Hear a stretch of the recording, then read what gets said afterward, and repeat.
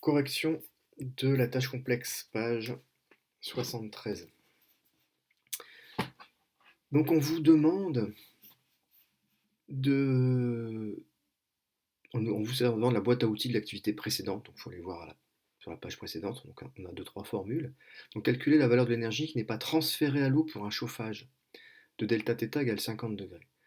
Ça veut dire qu'il y a une partie de l'énergie, comme toujours, donc là on a de l'énergie qui rentre dans le ballon, c'est de l'énergie électrique, et le ballon va chauffer de l'eau qui va donc recevoir de l'énergie thermique.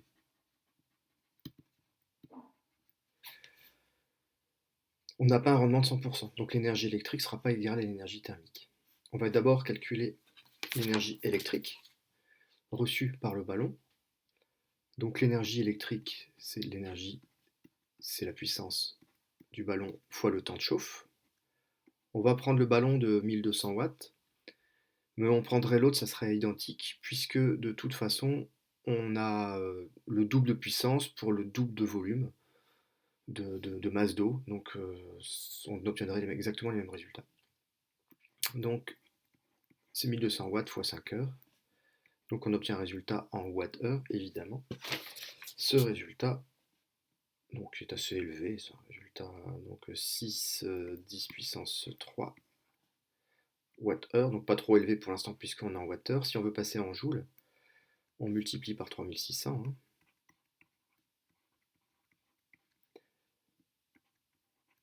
Et on obtiendra donc en joules 2,16 10 puissance 7 joules.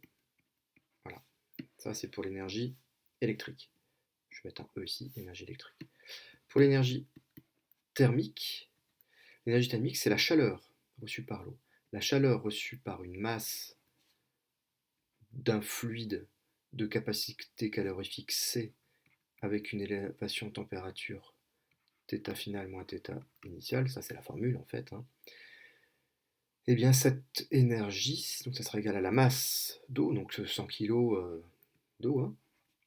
La capacité thermique massique de l'eau, c'est 4180 joules par degré Celsius et par kilo. Voilà.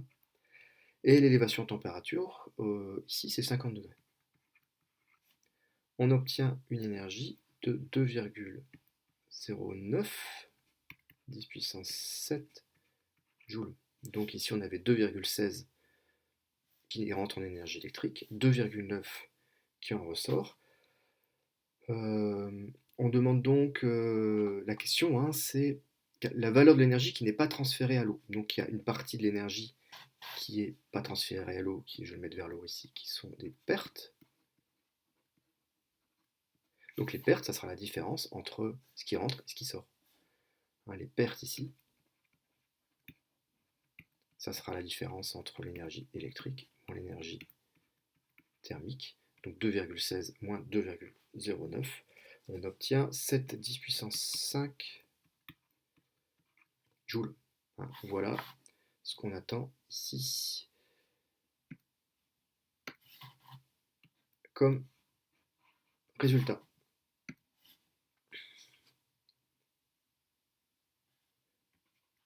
Maintenant, on veut un rendement.